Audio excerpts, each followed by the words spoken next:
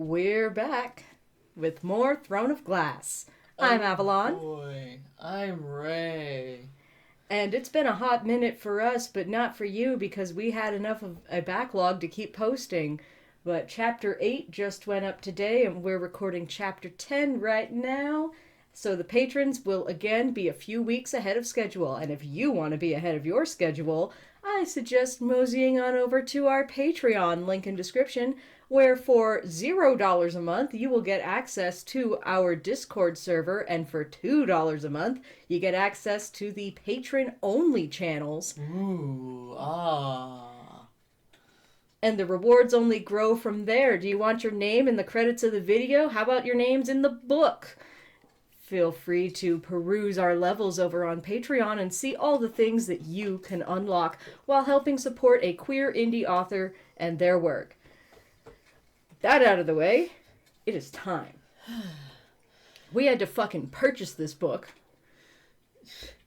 We may very well do the same thing that we did with the 50 Shades book that we marked up.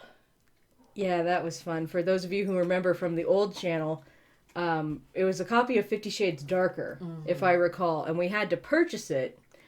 And because we had purchased it, it was then our property to do with as we wished. So we had a grand time annotating that book, and then it was randomly selected one of our patrons to receive it. Yeah. So if that was you, please comment and tell the good people about the marvelous work that you received. We know who it is, but... We know who, yeah. But yeah, so yeah, another perk of being a patron. You could possibly get this book from us annotated for funsies. Possibly though, because I don't think you're allowed to do raffles on Patreon. So well, yeah, it's not a raffle though. It's but it's not a raffle. Thing. It's just going to be randomly chosen. Anyway, I think that's the definition of a raffle. Well, no, a raffle is something you have to buy tickets for. Oh yeah, no, we're not selling tickets. No, it was just a random giveaway. Random giveaways, not raffles. Yeah, raffles are kind of like lottos, in that the money that you spend on tickets is supposed to reimburse the prize buyer. Oh yeah, nope, we're just giving it away. Oh, legality. Yeah. Anyway, I don't remember what happened last time we recorded because it's been several weeks. It's fine because it doesn't mean anything. Nothing has happened. There's literally, like, we met the king. I know that much. Oh yeah, and like the king and the prince had way more interesting conflict going on between them than literally anything Selena has said or done in the entire book. But literally, we're never gonna deal with any of that, really, because that's not our POV character. Ain't nothing gonna break my stride. Nothing gonna break Selena's stride. God. I wish, though. I wish. Alright, well, let's get into it and see what fresh hell we hath wrought. Here we go. She saw the floor first. Red marble. Immediate faceplant. Red marble, its white veins illuminated in the light of the sun, which slowly vanished as the opaque glass doors groaned shut. Well, they should design a children's hospital with that flooring. I hear that they're very into color theory. Chandeliers and torches hung all around. Her eyes darted from one side of the large, crowded chamber to the next. There were no windows, just a wall of glass looking out into nothing but sky. A giant window. I'm pretty sure that a wall of glass would just be a window. That's like a bay window, but that's pretty much what a wall of glass is, unless it's like not clear glass, but she can clearly see through it, so you know. The door is opaque, so I guess it could be opaque glass, but it's funnier if it's just a giant window. just a window. No escape save for the door behind her. To her left, a fireplace occupied most of the wall, and as Kaol led her farther into the room, Selena tried not to stare at the thing. It was What monstrous, thing? shaped like a roaring fanged mouth, a blazing fire burning within. Oh, so it's cool as hell. The fireplace is shaped like a... Like, I'm imagining like a dragon maw, like, hanging, like it's yeah. breathing fire, but it's the fireplace. That'd be cool as shit. I'm just over here like, dang, Selena has like the most boring sense of interior decorating.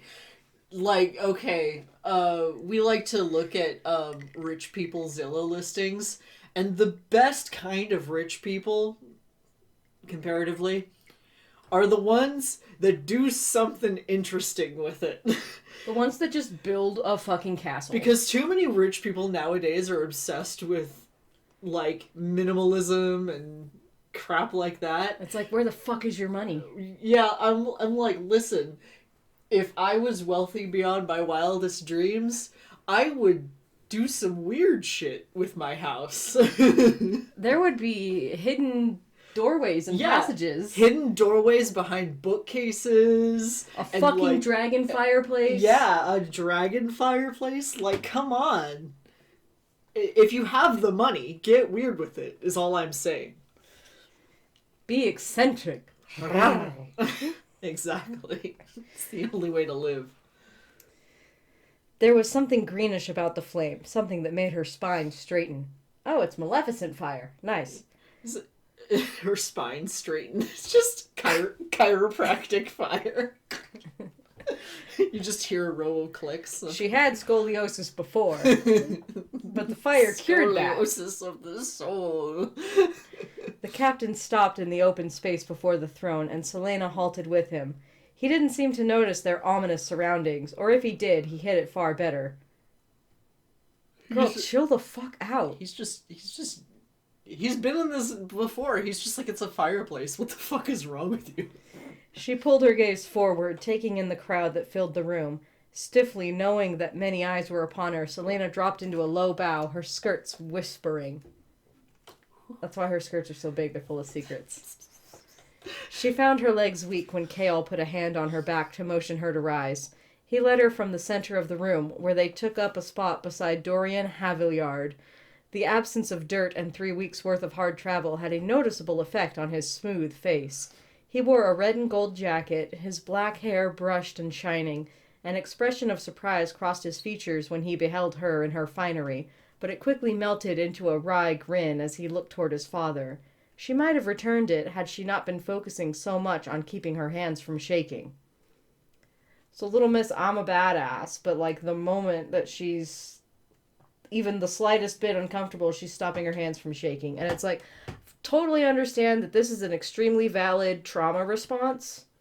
And we are, I guess, supposed to take that she is traumatized by her experience. But at the same time, we're supposed to also believe that she's like, you know, an unflinching badass who's like plotting to kill like everyone around her.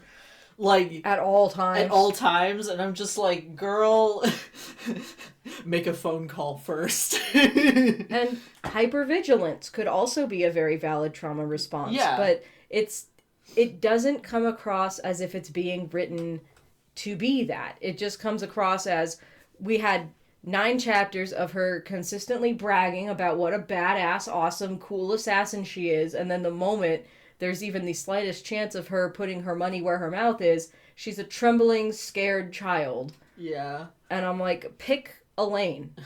Yeah, I'm all like, are you, like, is your trauma keeping you from being a badass, or is it? Like, what's the story here? Come on now. There's nothing wrong with having a traumatized main character and exploring that, but this doesn't feel like it was done well. Yeah. Is the problem. I'm just like, she can either be too traumatized to be badass, or she can be a badass. One or the other.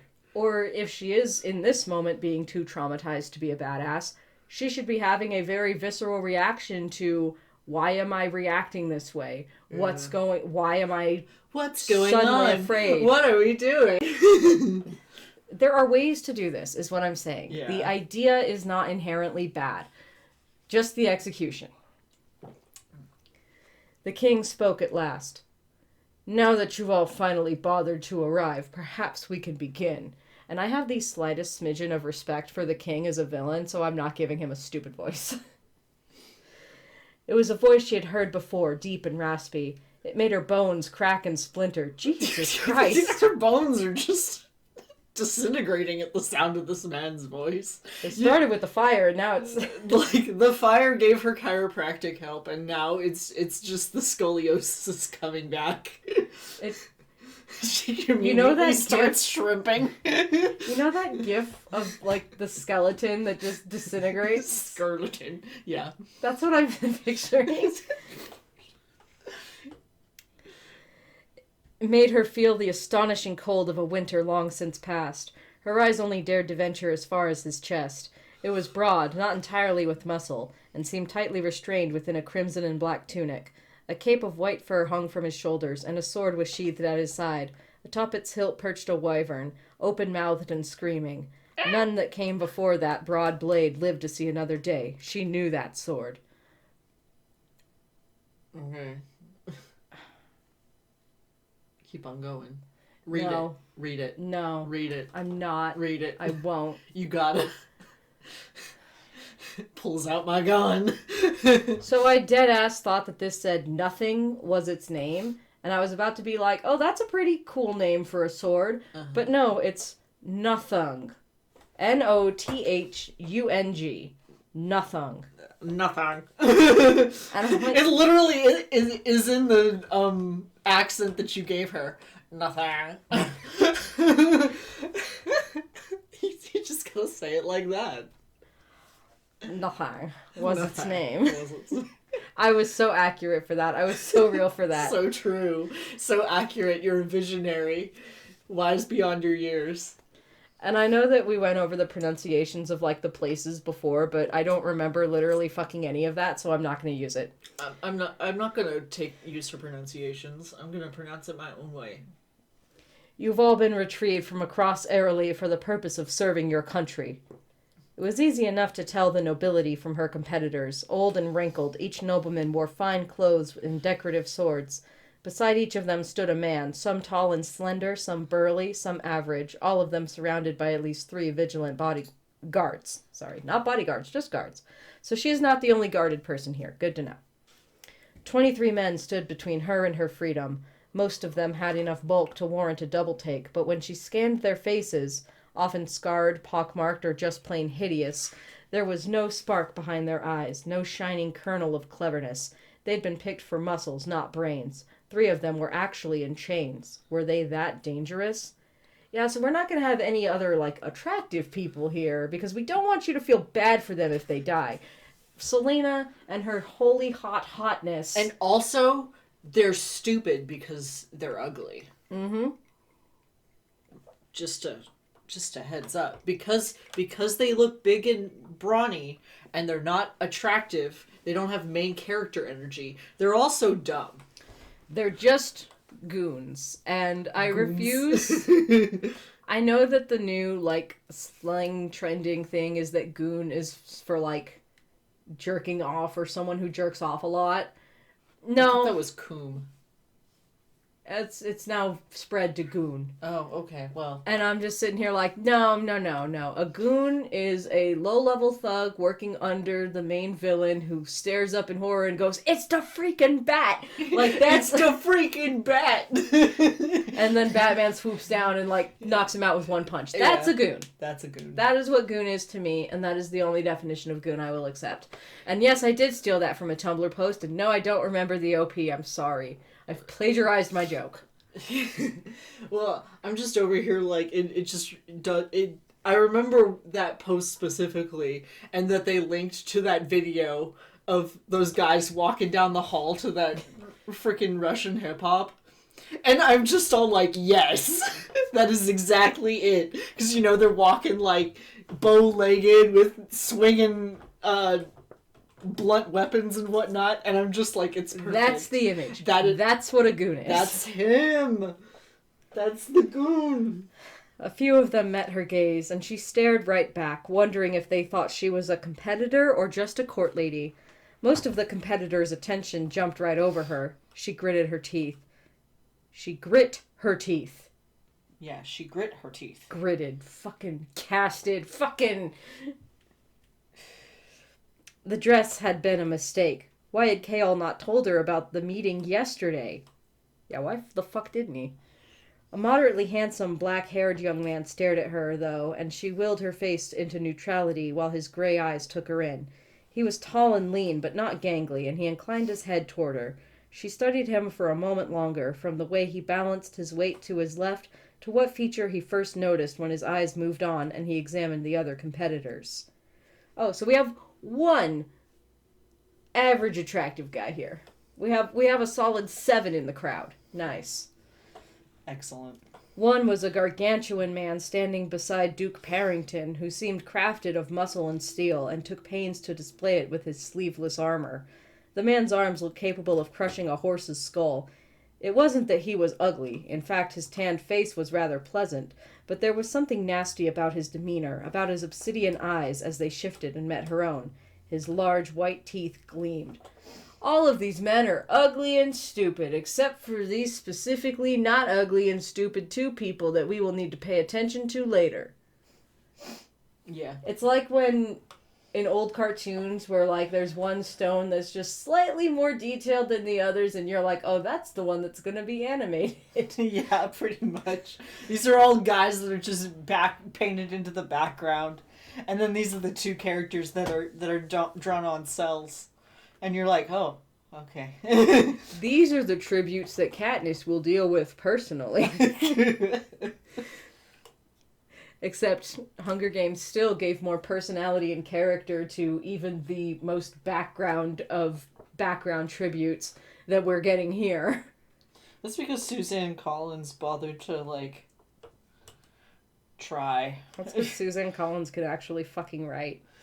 And that's coming from someone who it wasn't really big on the Hunger Games. I was never a huge fan of the Hunger Games, but I can, be all like, this wasn't necessarily for me, but it's a well-crafted series. See, and I already liked Suzanne Collins from Gregor the Overlander, so... Never read it. A lot of people didn't. I feel like... So you get hipster cred with that one. I do. I mean, she was by no means a struggling or unknown author prior to Hunger Games being published, but... Yeah, I had recalled hearing her name before. Most definitely Hunger Games really put her in, like, this is an author that you know, household name kind of limelight, especially when they got movie adaptations. Yeah. I would kill for an adaptation of Gregor the Overlander, but fat chance of that happening ever. Hey, Suzanne Collins, hit us up. Are you planning on making a movie of whatever the fuck that title was? No, I doubt it. Especially because there's a new Hunger Games book coming out. Oh, is there? Yeah, and I'm actually kind of... Oh, yeah, I think it's already out, isn't it? No, it's... She just announced it, I thought. Oh, okay. Not the prequel one about President Snow, another one. Oh, okay. And it's interesting because she said that she wasn't interested in going back to that series unless she felt that she had relevant commentary to make with it. So it's not a cash grab, which is great. Yeah, we love that. But yeah, I'm pretty sure she's been doing other things since Hunger Games. I don't know. I haven't checked in a while. Anyway, back to this. Yeah. The king spoke. You are each competing for the title of my champion, my right-hand sword in a world brimming with enemies. A flicker of shame sparked within her. What was champion but a dressed-up name for murderer? What's assassin but a dressed-up name for murderer? Girl.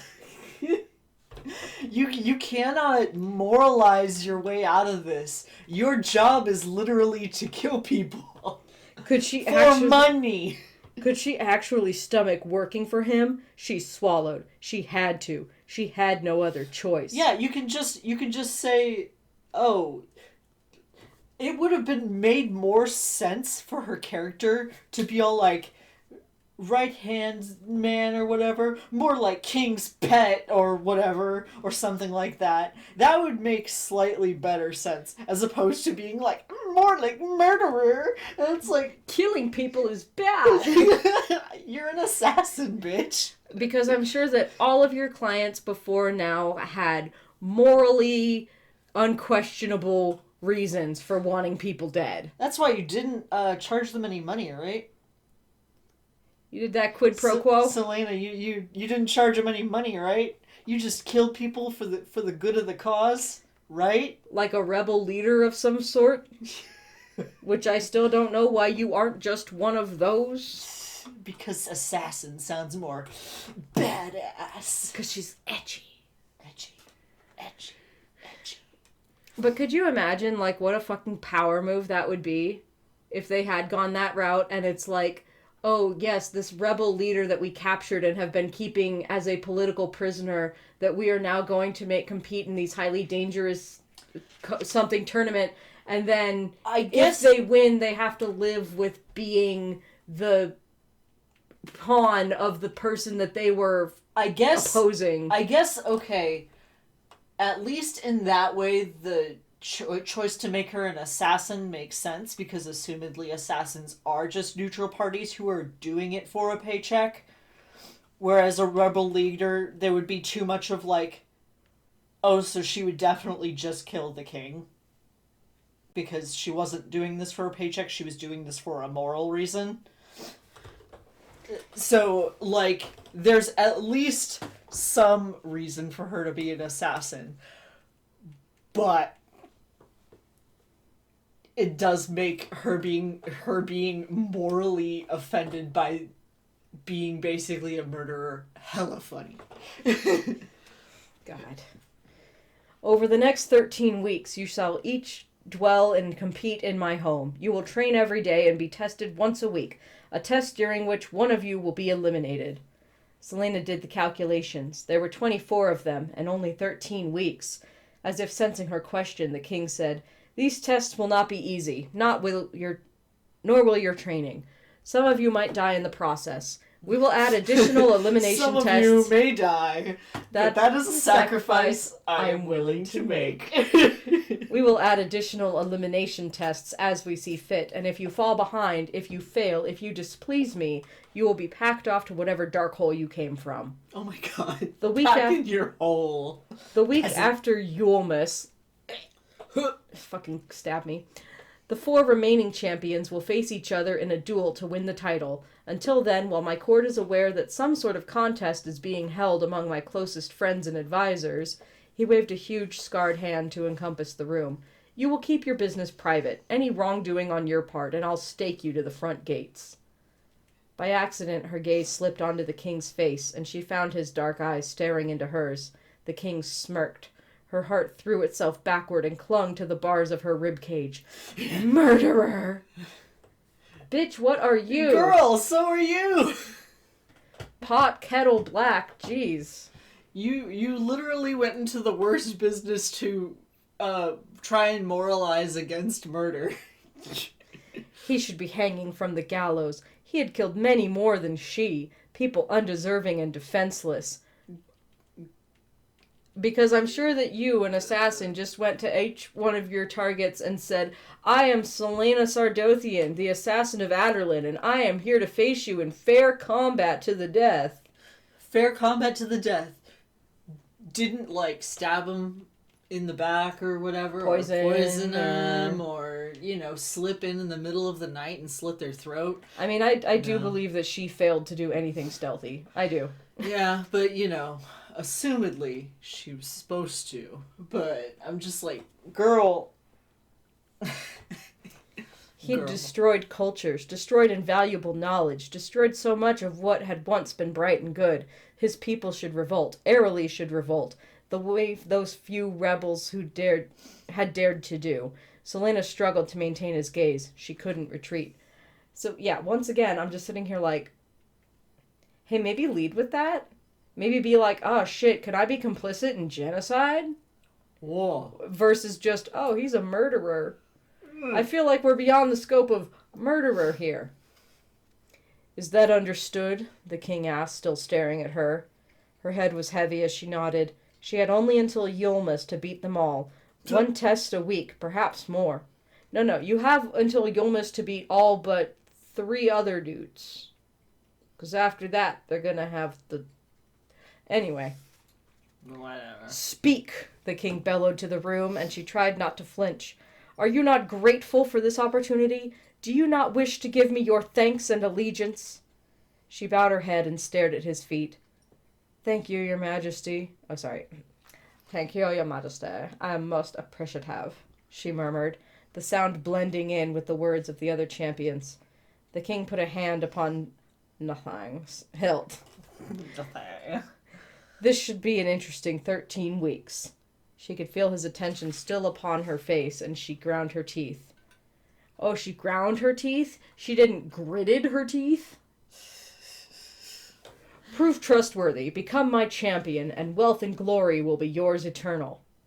Only 13 weeks to win her freedom.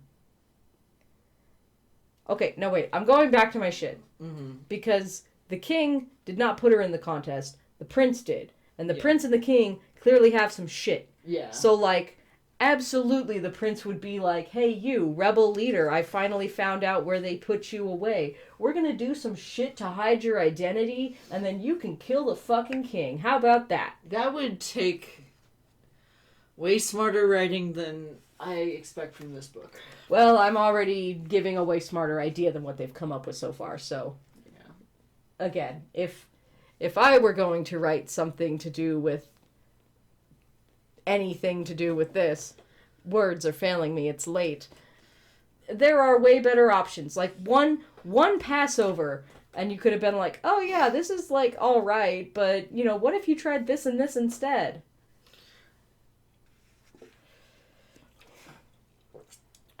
Only 13 weeks to win her freedom. I am to depart next week for my own purposes. I will not return until Yulemas, but don't think I won't be able to give the commands to execute any of you. Yulemas, I want to die. I know. Should I hear word of any trouble or accidents? The champions nodded once more. If we're finished, I'm afraid I must take my leave. If we're finished, I'm afraid I must take my leave, interrupts Dorian from beside her, and her head snapped up at the sound of his voice, and his impertinence in interrupting his father. He bowed to his father and nodded to the mute counselors. The king waved his son away, not even bothering to look at him. Dorian winked at Chaol before walking from the room. If there are no questions, the king said to the champions and their sponsors in a tone that suggested that asking questions would only guarantee a trip to the gallows, then you have my leave. Do not forget that you are here to honor me and my empire. Begone, all of you. Selena and Chaol didn't speak as they strode down the hallway, quickly moving from the throng of competitors and their sponsors, who lingered to speak with one another and size each other up. With every step away from the king, steadying warmth returned. It wasn't until they rounded a corner that Chaol let out a deep breath and removed his hand from her back. Well, you managed to keep your mouth shut for once, he said. But how convincing she was in her nodding and bowing, said a cheerful voice. It was Dorian, leaning against a wall. What are you doing? Chaol asked. Dorian pushed off the wall. Why, waiting for you, of course. We're to dine this evening, Chaol said. I was speaking to my champion, Dorian said with a roguish wink. Remembering how he'd smiled at the court lady the day of their arrival, she kept her gaze ahead. The crown prince took up a place safely beside Chaol as they walked on. I apologize for my father's gruffness. She stared down the hall at the servants who bowed to Dorian. He ignored them. By the word, Dorian laughed, he's trained you well already. He nudged Chaol with his elbow. From the way you two are blatantly ignoring me, I'd say she could pass for your sister. Though you don't really look like each other, it would be hard to pass off someone so pretty as your sister. Oh shit. Dorian's got fucking... Is Dorian fucking drunk? He's got fucking barbs, man. He's all like, you're ugly. He's got jokes, he's got japes. I'm already shipping Chaol and Dorian more. You're ugly, let's kiss. Selena was unable to keep a hint of a smile from her lips. Both she and the prince had grown up under strict, unforgiving fathers. Well, father figure in her case. Arobin had never replaced the father she'd lost, nor had he ever tried to. But at least Arobin had an excuse for being equal parts tyrannical and doting. Why had the king of Aderlin let his son become anything but an identical copy of himself? Oh, the father you lost. Could that possibly be the king? A king? King of the other country? Some Fey king. God only knows. Something. Probably Fae. Something or other. Most likely Fae. There, Dorian said. A reaction. Thank the gods I've amused her. He glanced behind them, making sure no one was there, before his voice quieted. I don't think Kayal told you our plans before the meeting. Risky on all our parts. What plan? What plan? She traced a finger along the beading on her skirts, watching it shimmer in the afternoon light. For your identity, which you should keep quiet about. Your competitors might know a thing or two about Aderlin's assassin and use it against you. Fair enough. She was well known. But no one knows that it's a young girl, somehow. Fair enough, even if it had taken them weeks to bother to fill her in. Yeah, why? Why did it take them weeks to do? Why didn't they do this while they were traveling? Whatever. God, oh my God. Who exactly am I to be if not a ruthless killer? To everyone in this castle, Dorian said, your name is Lillian Gordana. Your mother is dead, and your father is a wealthy merchant from Belhaven. You are the sole heir to his fortune. However, you have a dark secret. You spend your nights as a jewel thief. I met you this summer after you tried to rob me while I was vacationing in Belhaven, and I saw your potential then. But your father discovered your nightly fun and removed you from the lure of the city to a town near Endovier. When my father decided to have this competition, I journeyed to find you and brought you here as my champion. You can fill in the gaps yourself. She raised her eyebrows. Really? A jewel thief? Yeah, that would require stealth, tact, and cunning. 3 things that she is sorely lacking in. Kale snorted, but Dorian went on. It's rather charming, don't you think? When she didn't respond, the prince asked, Do you find my home to your liking? It's very fine indeed, she said dully. Very fine indeed. Maybe I should move my champion to even larger chambers. If it pleases you. Dorian chuckled. I'm glad to find that seeing your competition hasn't damaged that swagger of yours. What'd you make of Kane? Swag. Swag. Swag. Swaggin. Swaggin. Swaggin' wagon. She knew whom he meant. Perhaps you should start feeding me whatever Parrington is giving him. When Dorian continued... Oh, I didn't say it in the voice, but that's okay. That was an actual good joke. When Dorian continued staring at her, she rolled her eyes. Men of his size usually aren't very fast or very nimble. He could knock me out in one punch, probably, but he'd have to be swift enough to catch me. And all of the Lightning Bruiser characters and a good chunk of the cast of Stellar Eclipse just laughs in unison, just ha! She gave Kaol a quick glance, daring him to challenge her claim, but Dorian answered, Good, I thought so. And what of the others? Any potential rivals? Some of the champions have rather gruesome reputations. Everyone else looks pathetic, she lied. The prince's smile grew. I bet they won't expect to be trounced by a beautiful lady. This was all a game to him, wasn't it? Before Selena could ask, someone curtsied in the middle of their path. Your Highness, what a surprise!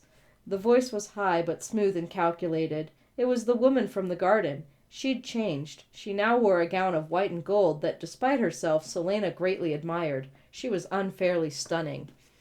And Selena was willing to bet a fortune that this was anything but a surprise. The woman had probably been waiting here for a while. Lady Caltaine, Dorian said tersely, his body tensing. I've just come from Her Majesty's side, said Caltaine. His name. Kaltain. Yeah, Caltaine? Caltaine? I don't know. It's just... It does not flow. I don't know and I don't care. I'm just gonna call her Catherine because it fucking looks like it should be Catherine anyway. It looks like they took the name Catherine and then, like, mangled it a little bit. They just put it in with some extra vowels and shook it. Beautiful before the accident. Putting her back to Selena. The assassin might have bothered to care about the slight if she had any interest in courtiers. Her Majesty wishes to see your Highness. Of course I informed Her Majesty that your Highness was in a meeting and could not be... Lady Catherine, interrupted Dorian. I'm afraid you haven't been introduced to my friend. Selena could have sworn the young woman bristled. Allow me to present the Lady Lillian Gordana. Lady Lillian, meet Lady Catherine Rompier. Selena curtsied, restraining the urge to keep walking. If she had to deal with too much courtly nonsense, she might be better off back in Endovier. Catherine bowed, the gold streaks in her dress glistening in the sunlight. Lady Lillian is from Belhaven. She just arrived yesterday. The woman studied Selena beneath dark-shaped eyebrows. And how long will you be staying with us? Only a few years, Dorian said with a sigh. Only? Why, your highness, how droll. That is a very long stretch of time. Selena studied Catherine's narrow waist. Was it really that small? Or could she barely breathe in her corset? Oh, take a shot, dig at corsets. Tight lacing, woo!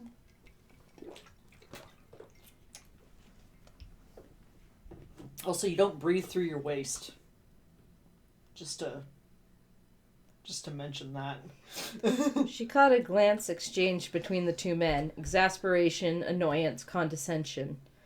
The Lady Lillian and Captain Westfall are very close companions, Dorian said dramatically. I didn't, but okay. To Selena's delight, Cale blushed. It will feel short for them, I assure you. And for you, your highness? Catherine said coyly. A concealed edge lingered beneath her voice. Mischief coiled and sprang within her, but Dorian answered. I suppose, he drawled, turning those brilliant blue eyes on Selena, that it will be difficult for Lady Lillian and I as well, perhaps more so. Catherine snapped her attention to Selena. Wherever did you find that dress? She purred. It's extraordinary. I had it made for her, Dorian said casually, picking at his nails. The assassin and the prince glanced at each other, their blue eyes reflecting the same intent. At least they had one common enemy. It does look extraordinary on her, doesn't it? Catherine's lips pursed for a moment, but then bloomed into a full smile.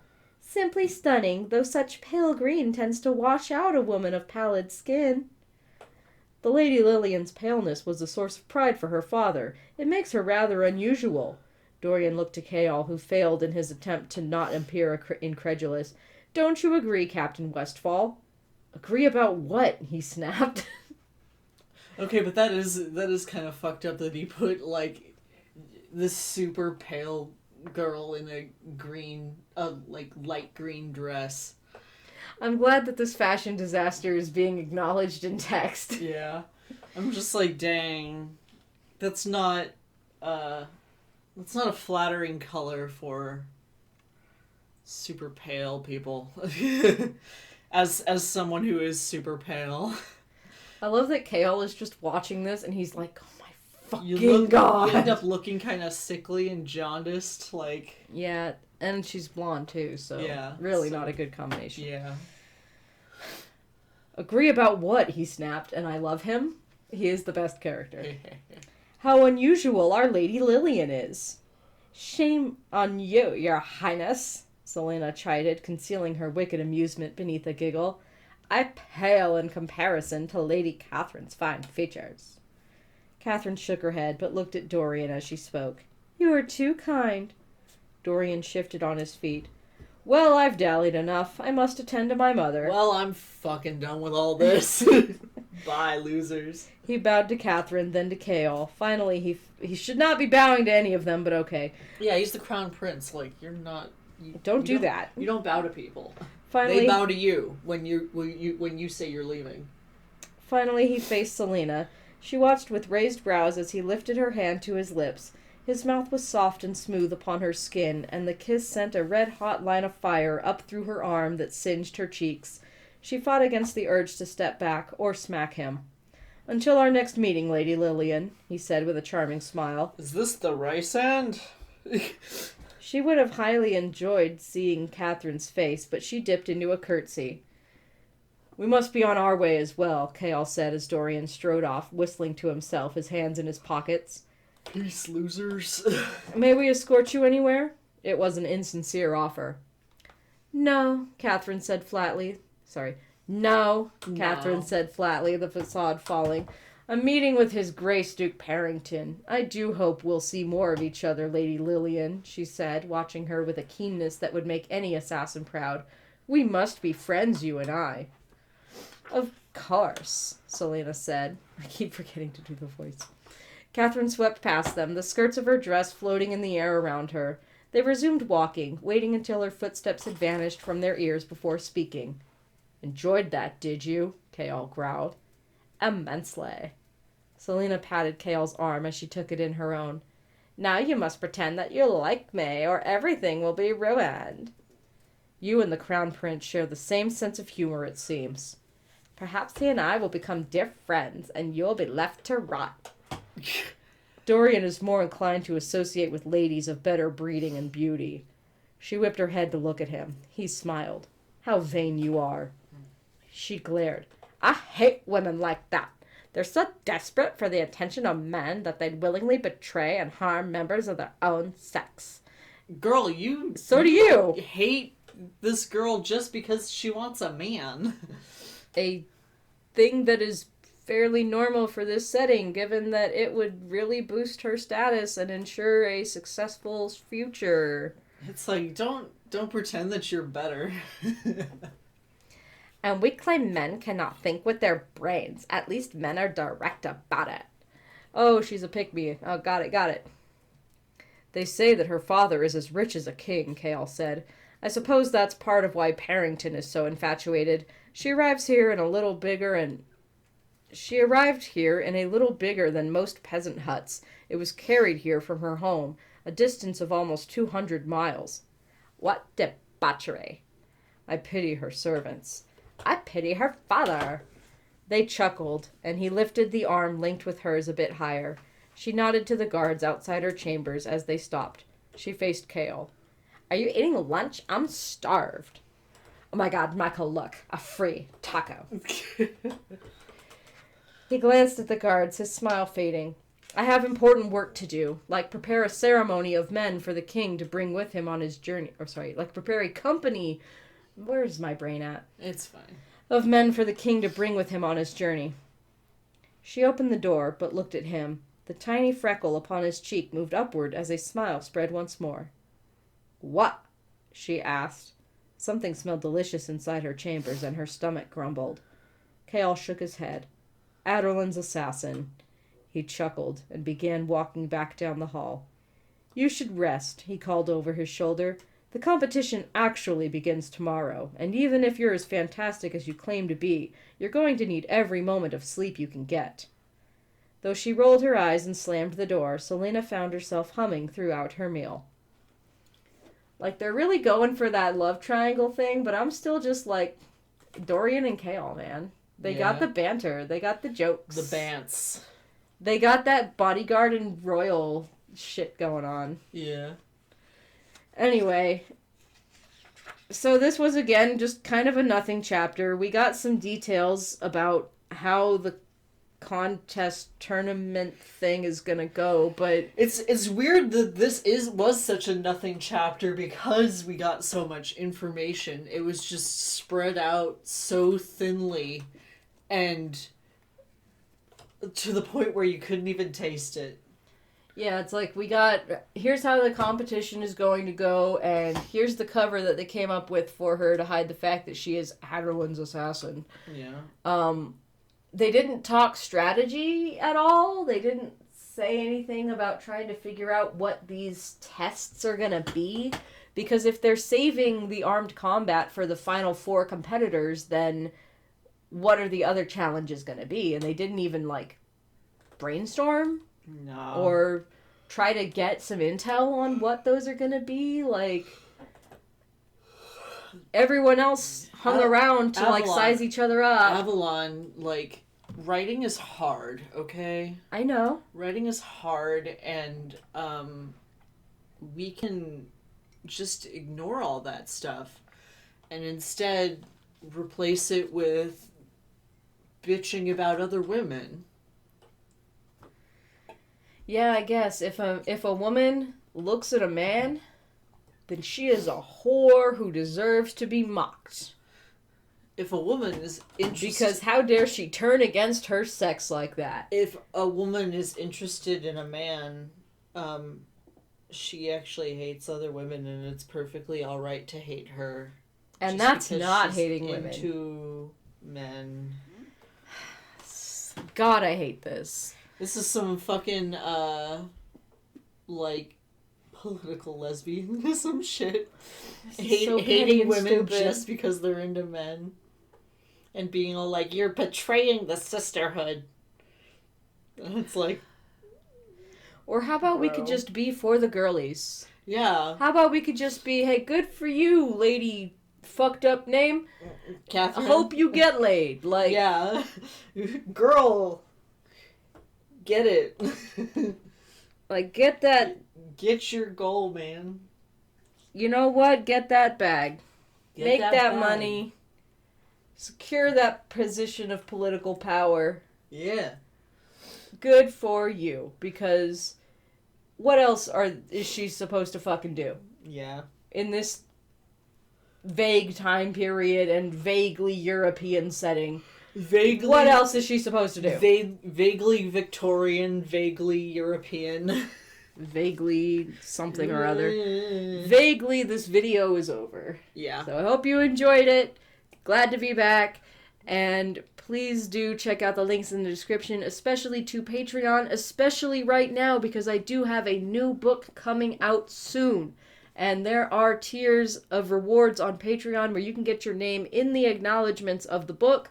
You can even get it signed, get a signed copy that will be sent out before they're up for sale.